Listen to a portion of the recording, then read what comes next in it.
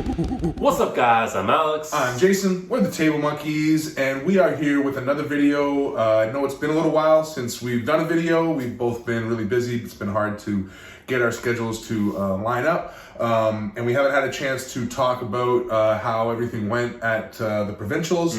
But it seems like a perfect time right now because the Ontario arm wrestling rankings just came out yesterday, and Table Monkeys are all over the place. Yeah, on every single list, Yeah. from 54s all the way to supers. Yeah, we've got a spot. I don't know if we have one on each arm, but we're on each weight class for sure. Yeah. And we got two guys now holding stars, both third place. Alexander on right arm, 176, the Phenom, and Freight Train Anthony Biafore on left arm. Yeah.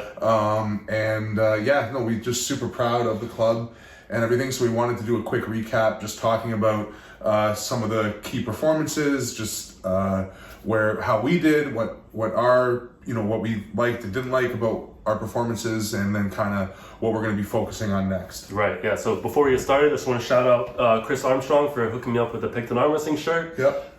Thank you so much. It's a great practice. Yeah. And looking forward to coming back to see you guys. They kicked ass at Provincials as well. And they're even younger club than us. Yeah, they're really like impressive. a year in. Yeah, they've got some super experienced guys, which we unfortunately lack at our club. But they, super young and super quick progression for them. And then I'd like to shout out Be Strong Arm Wrestling. Check out Umesh's YouTube channel if you haven't already. He's always getting great footage, and he's always helping us out a lot with all our events and stuff. So shout out to Umesh and Be Strong Arm Wrestling. Yes. And he did really well too. I think he's on the list. He's now on the left arm 242 list. Yeah, which is a big spot. list to be on. And his left arm is dangerous. Yeah, especially since he tore his right bicep. He's got a pumpkin, his strong arm. So it's working out good for him. So where do you want to start on the list? Should we just start with the bottom, right? Yeah. 154 list. Now we have two guys on the list. We've got Tan Van sitting at number 10 on right arm, and then Michael Hassos, number 9 on right arm. And those guys, definitely good training partners. They definitely pull together a lot. Mike, one of the guys that's helped host a lot of practices for a lot of the Table Monkeys guys since through pandemic and all that kind of stuff. So he's a super important part of the club and all that. And so then it's awesome to see him. Tan's actually a 143 guy. Yeah. They just don't have an Ontario ranking list for that class because there's nobody in the class except Tan and Andre. Yeah. And so they just had a brutal war. Yeah, it was like a super match basically for them, and they're both inside hook pullers, and that was a beastly match to watch.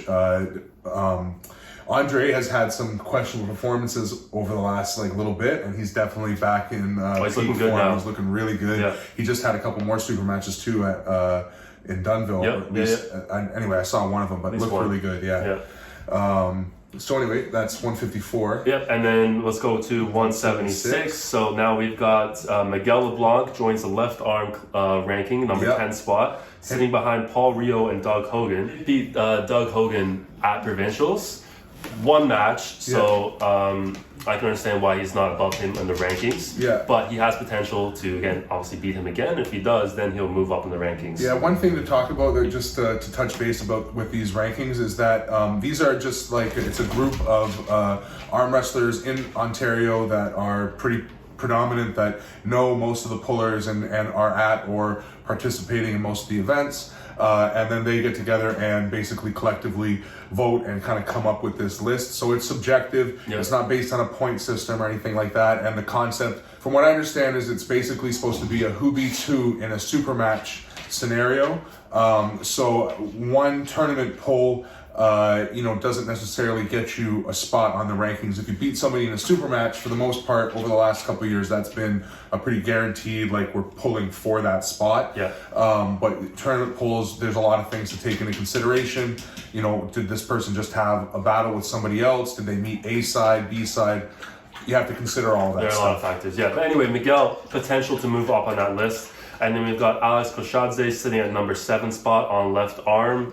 Now, he hasn't done so well on left arm in the last couple tournaments.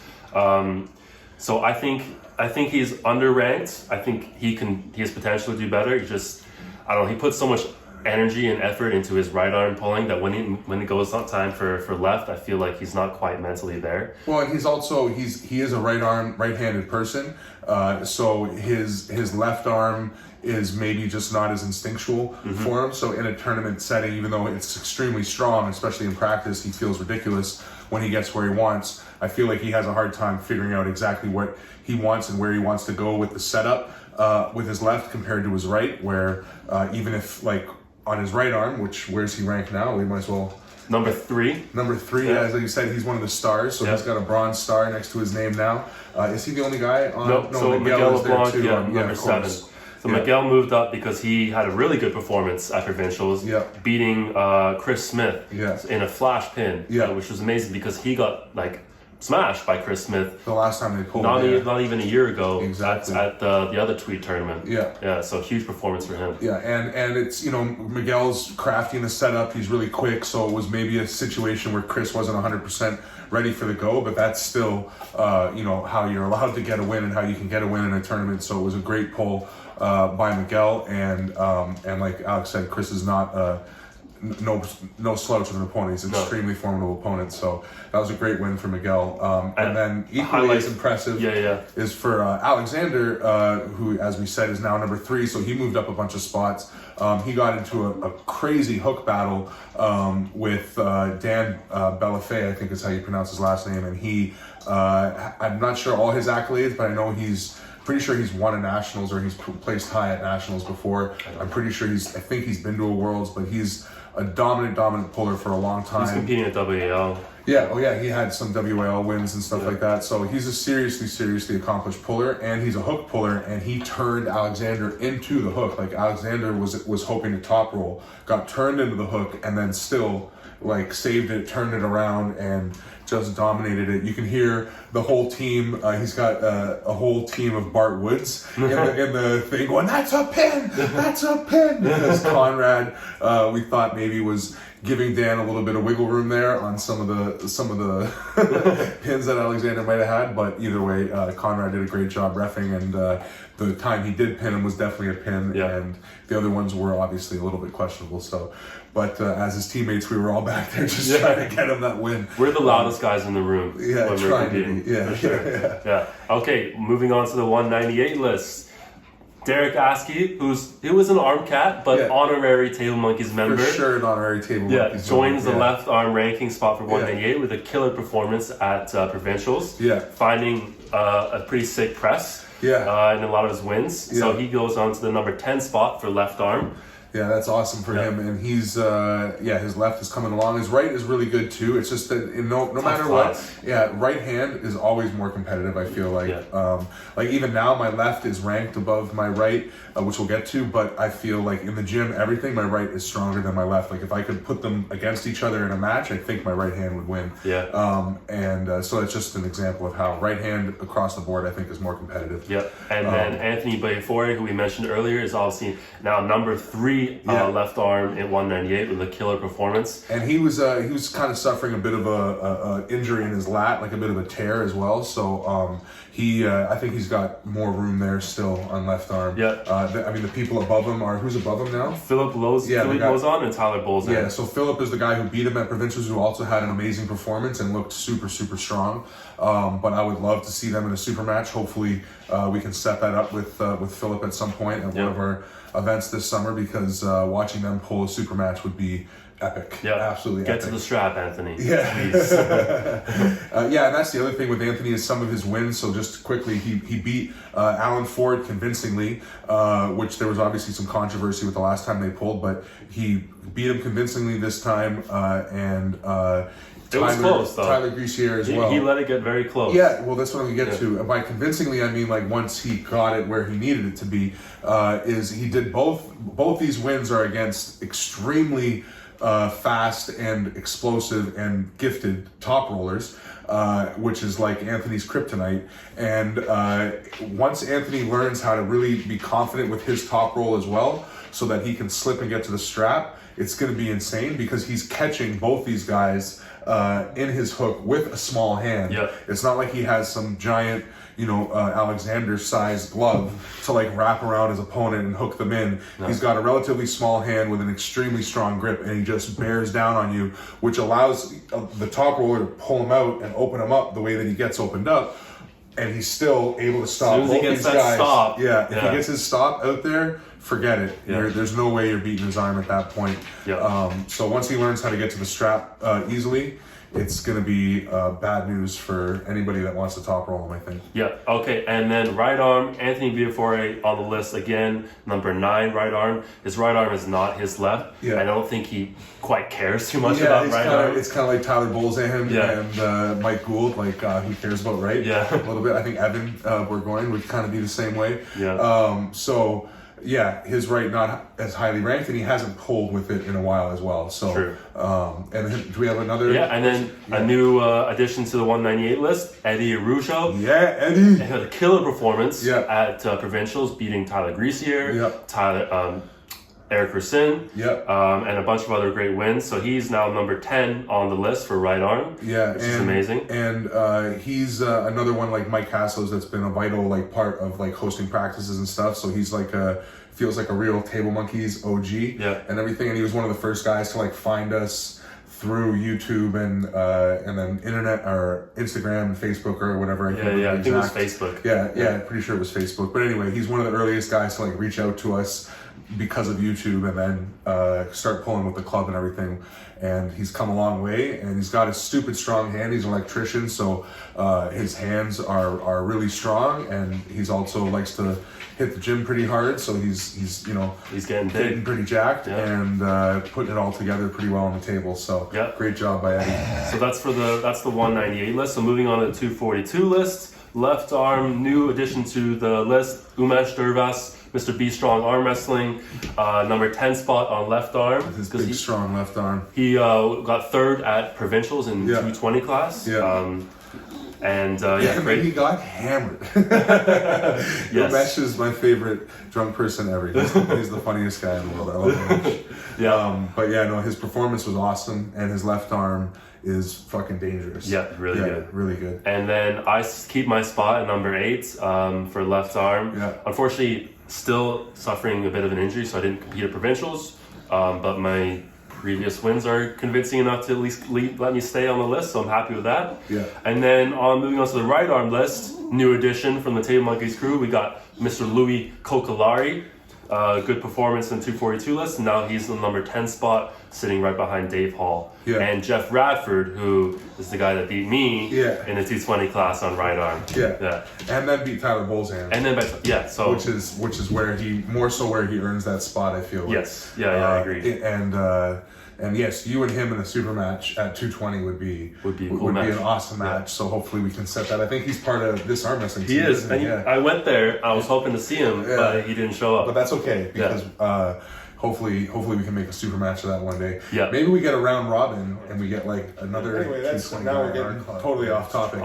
But do we have anybody else? 198 or 242? 242. No, that's it. Yeah. That's it. Yeah, tough fucking class. Yeah, 242 is absolutely stacked, and especially now with Evan down there. Now that he's dropped weight and he's not a super anymore. Yep.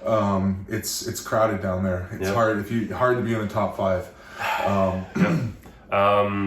And arguably anybody in the top 5 could be, is like nipping, like they're all nipping at the heels of number supers? 1. Yeah. No, of number 1. Like it's not like the gap between 5 and 1 is huge. Like with the supers where number 1 is Devin, it's like even the closest guy behind him is still just like we're still way too far away. Especially now. Especially right now, which we'll get to in another video. Yeah. We'll talk about Devin's upcoming match and his progress. Hopefully everybody's seen this photo, which is not him doing this, but the size difference is like that much. Pumpkin training. Yeah, pumpkin training, working hard. All right, and then the 242 list. Super list. Yeah, 242 plus list or the super list. You moved up a spot with your dominant performance over Rick Heidebrick. Yeah. Now you're sitting pretty at number 4 on left arm. I think that was 2 spots. I think it was 6 before. I can't remember. Moved over Jeff Slater as well. Yeah. Awesome. Well, no, Jeff was new to the list, and I can't remember who might have come off, but I think I was right behind Conrad before. So my win on Rick and just the performance overall, like I said predominant arm wrestlers. So, you know, Mike said I felt strong in the setup and whatever. I'm sure that some of the people might have talked to him, who knows. But the point is that left arm feeling really good, and the win on Rick was A side for us, so neither of us had a loss at that point. And I'm pretty sure, like I think it was either the second round. If it was the third round, we both had relatively easy matches beforehand. And just, I guess, the backstory for that match, because it was obviously a highlight for me, was before the match happened, I asked Mike Gould, who happened to be there. I was like, Mike, what do I do with Rick? And he just said, take his hand, which was the last thing I would have thought to do, was try to go like this with Rick. You know, I was gonna try and put him in a hook. But he said, take his hand, in that ridiculously low, crazy Mike Gould voice. So I took his hand, or went for it, and got to the strap pretty easily. And then once we were in the strap, it worked going high. I was able to get some purchase up top and kind of pull him down a bit, and then like table savvy enough to get back to my arm and set the hook at that point, you know, because I could feel him kind of posting, like he wants to drag back like this, so that didn't work, and then he was kind of trying to post out of it that way. So when he was posting out, I just did, like we always say, like create a side threat as you come to reset, and then I just set my hook in that way. And once I was there, I felt like I could have stood there with, you know, sat there for a minute. So I stared him down for a second, and then was like, no, I gotta finish this. And as everybody who's a good arm wrestler, it's a little sticky at the pin line, so it took a little bit more, which is why maybe it would have been more valuable to actually sit there and let him try to feel a gap or something and fight a bit, because that always wears your opponent out more and makes the pin easier. So I think, technically speaking, the best thing, and being critical of that pull, sorry, with the dog, but being critical with that pull would be that you want the pin to be as easy as possible without expending more energy than you need to. You know what I mean? Yeah, that's tough in determine, because you kind of like want to get the match finished with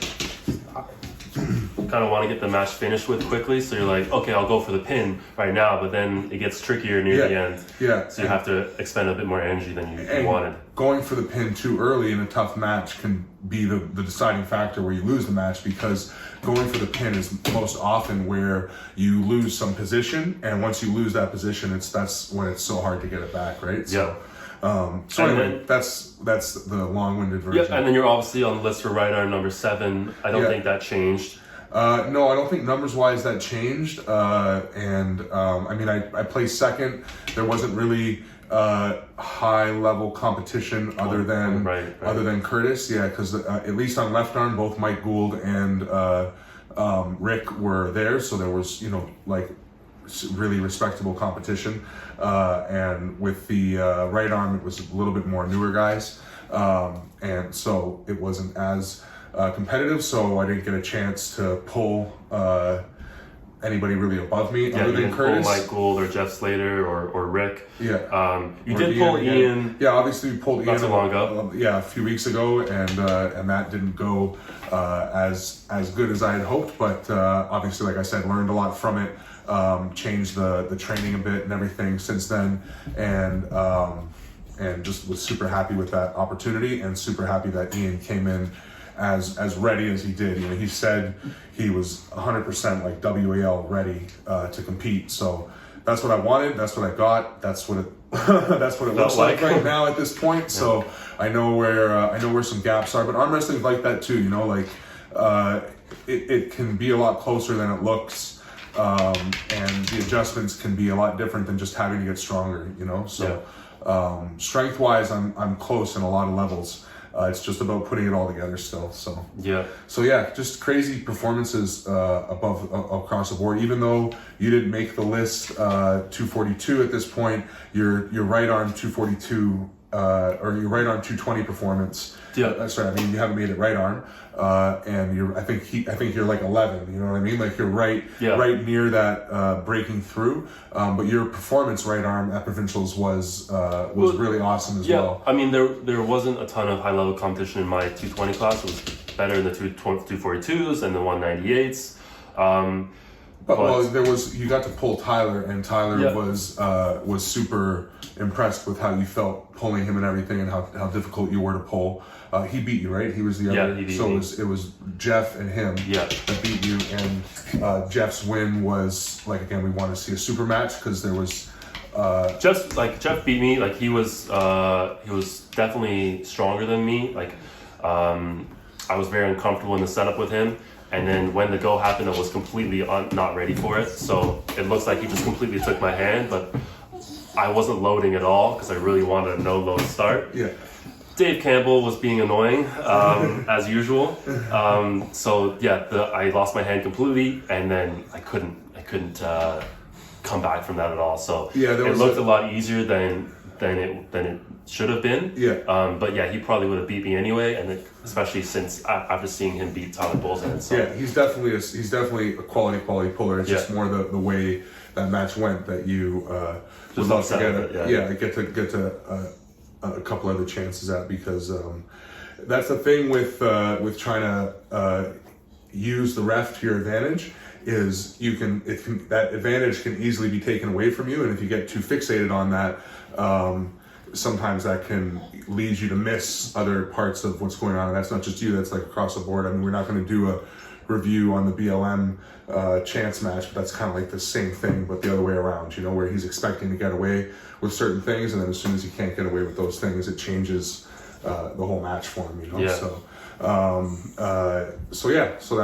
that's pretty much the recap. We're super excited or super pumped with how Table Monkeys has been performing. We're only 2.5 years into this club. We've got no real experienced pullers. We've all been just learning it ourselves, watching YouTube videos, and traveling as much as we can. Yeah. So I can only imagine that we're just going to blow up even more eventually, especially as we get more people from the GTA joining in our club. And it was super awesome to see so many people at Provincials that knew us from YouTube and knew us from watching the videos, and then a lot of the older guys that have been around forever that we haven't seen at tournaments because there haven't been tournaments like there were before we started this whole YouTube channel thing. Seeing them there and getting to talk to them and getting the respect we were getting from them, and especially once a lot of them were in the class with our guys and getting to pull the guys and everything, and just the amount of respect we were getting from that level of competitor and of presence in the community, Troy Eaton and I think it was Rick Pickney and a couple other guys that are George is always George is always in our corner giving us praise, and he's the best. He's such a huge part of our growth and just of Ontario arm wrestling in general. So anyway, to be a part of that now and everything, and be recognized with those guys and all that, it really means a lot, and we appreciate it a lot, and we're going to keep trying to put out as many videos as we can.